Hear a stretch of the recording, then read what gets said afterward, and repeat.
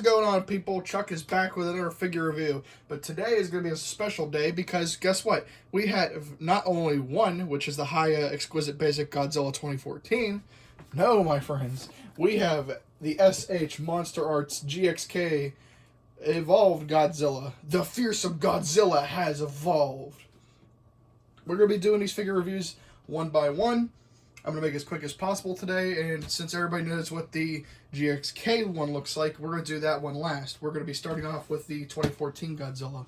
So, without further ado, let's get right into it.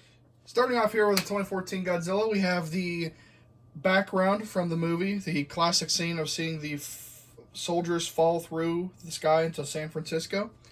And I kind of wish that they would have given us the red background instead, like they did with the Muto, I believe. I believe that box has one. I don't know. Mine's coming in a few weeks here, so I will have that review up for you as soon as possible.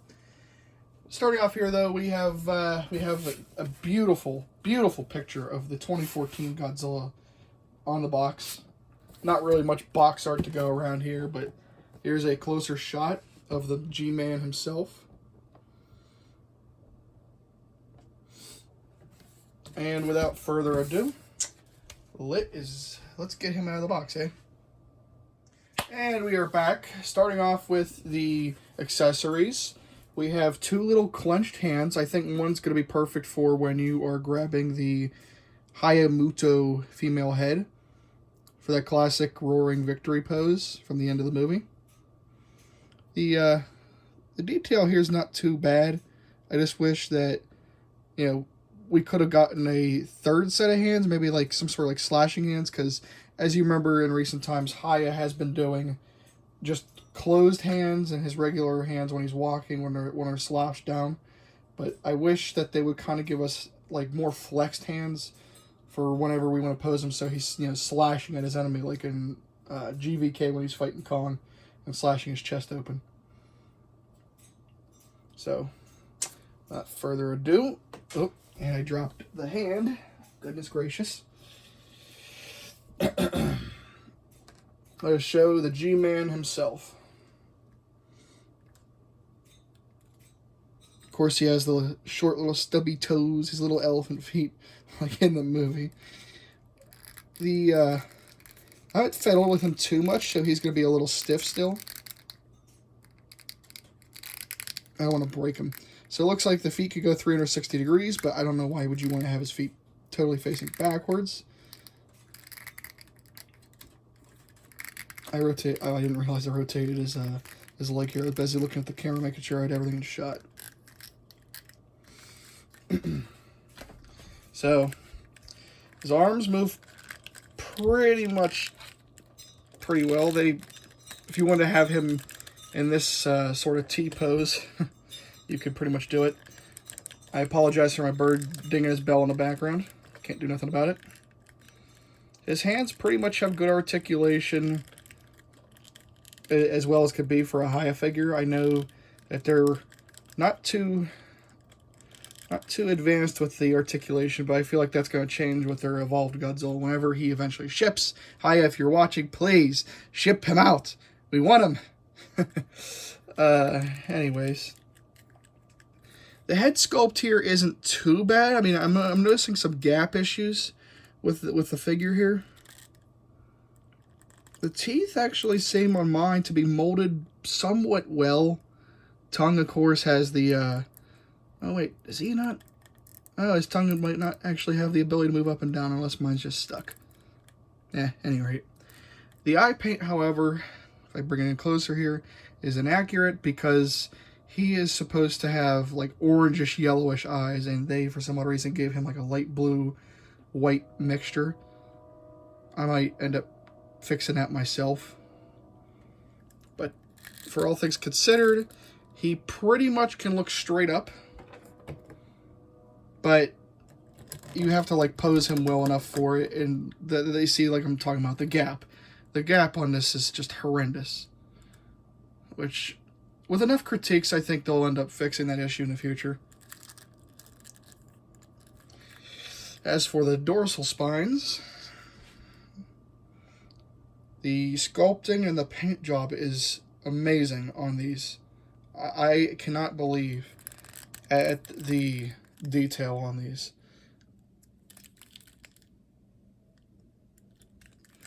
Bottom of the body. The color is pretty much consistent with how he was in the movie, so I'm not too disappointed in the color. The chest maybe a little too much up in this area, but you know, you get what you get. Not all the paint's going to be the same. The tail's as long as this, you know, even though it, later on it's like this end gets shortened down to like roughly here because he evolves. But when I was taking him out of the box, this tail piece came off. I don't want to touch it too much because it's on a very small ball joint. So just a fair warning to y'all who end up getting the 2014 Hiya Godzilla. Please be careful when you're fiddling with the toy's tail, especially that back end, because it's not very well attached to that ball joint. And if you don't really think much about posing the tail, you could potentially glue that ball joint in place. I wouldn't recommend it, so that you can still have that posability with it. But other than that, the figure has a great sculpt, other than just some head issues. The paintwork is immaculate, and the range of motion even on his legs is crazy. Like, you could get him in that swimming pose.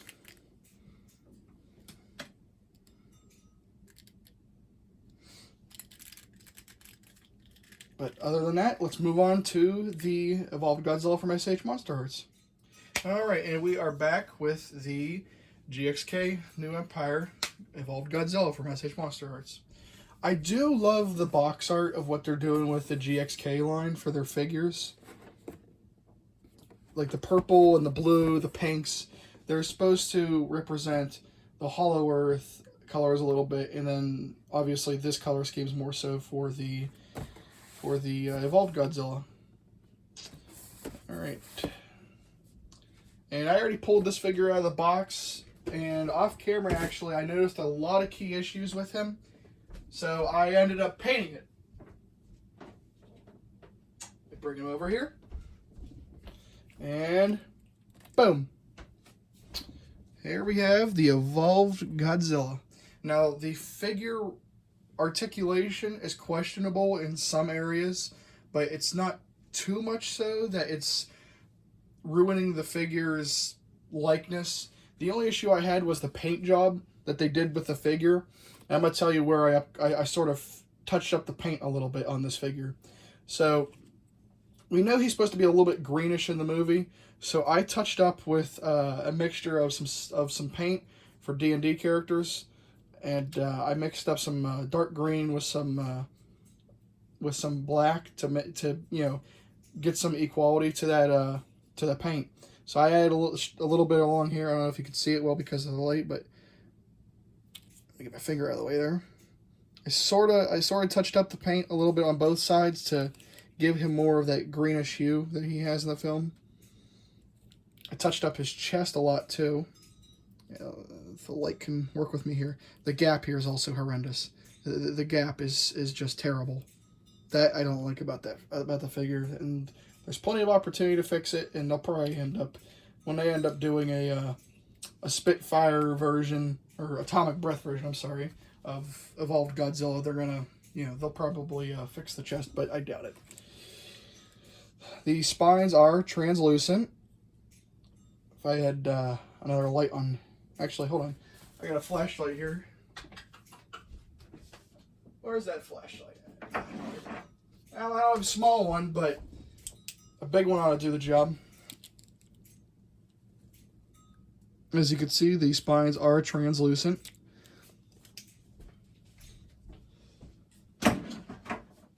Anyways, set that to the side. So I touched up on the paint on the head here. So there wasn't really much paint along the ridges. I don't know why I have this like almost off camera. But I touched up on a lot of the paint here along the ridges to, you know, bring out more of that pinkish tone that it had in the movie. His jaw doesn't totally open up, which is a little disappointing. His teeth work is not that great. The eye, on the other hand, if I can get it close here, if it can focus.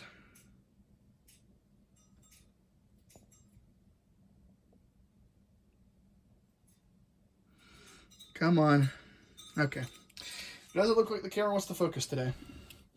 But essentially, if you were able to see it well, the eye paint is actually really well done on my figure.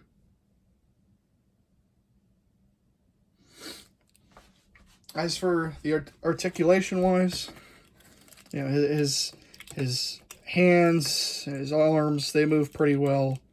You know, you can get him in that. Great. You can get him in that pose. There we go. You can get him in that pose where he's charging up for his atomic breath if you wanted to customize him. You know, if you wanted to customize him a little bit to give him the atomic breath effect.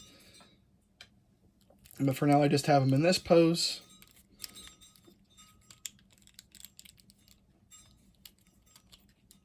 Oh, and his hand came off. Oh. Oh, Lord. And now my bird's going nuts. The body moves really well down so that he can look down. I think it's mainly because they wanted to have him have that curl-up ability that he does in the movie. The head can look pretty much all the way down. As you can see now, it's pretty much, yeah, they're having him curled. They pretty much designed this figure to have that ability to curl up, because that's, I think, what a lot of the pose that people wanted to recreate. The tail has very good articulation, but I recommend not stressing it too much, because this part right along here has popped off a lot of times, and it's very difficult to get back in. And it pops off around down here too, so be careful. Up, see, and now I popped off the end of the tail. Man, everything's just going wrong today with my figure. Okay, it's back on. The legs have pretty good articulation, but I recommend not stressing it too much because it could pop out of its socket.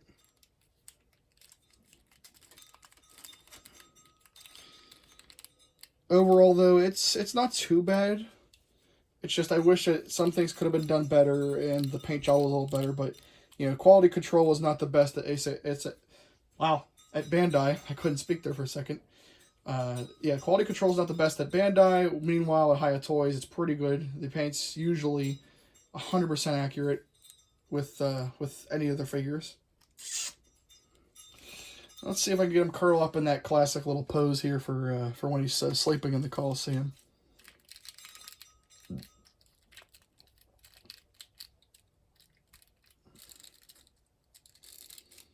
I don't want to stress this too much. Oh, and I called it. A part of the tail just popped off.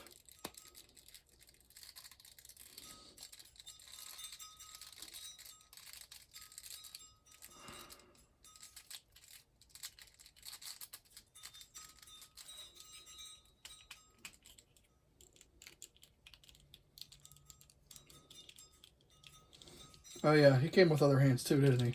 I completely forgot to show those off. Alright, and there we go. That is pretty much the closest I can get to his sleeping pose, to the best of my ability with this figure. And the hands I currently have on him are the second pair of hands that he came with. They're pretty much just like slashing hands, or when you do the classic pose when he's roaring and when he comes out of the ice. Those are the hands that they gave you. But let me just pull these out of the box real quick. If I can get it out of the box. Okay. Yep, let's just have this go over to the floor. Sorry about that. Alright. And here you go. Here are the normal hands. Oh, got backwards. The paintwork is not too bad on the hands. It could be improved.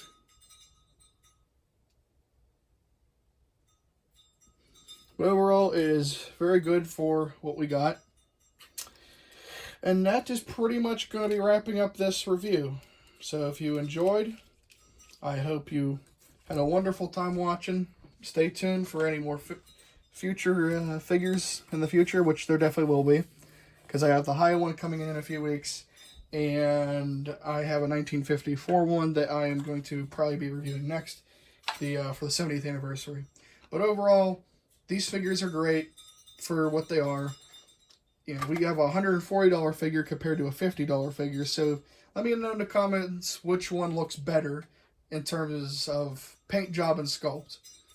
I mean, articulation, you could always argue that, you know, the articulation's going to always be better with SH until Hiya gets their heads going on how to better their articulation, because these legs are just ain't doing it.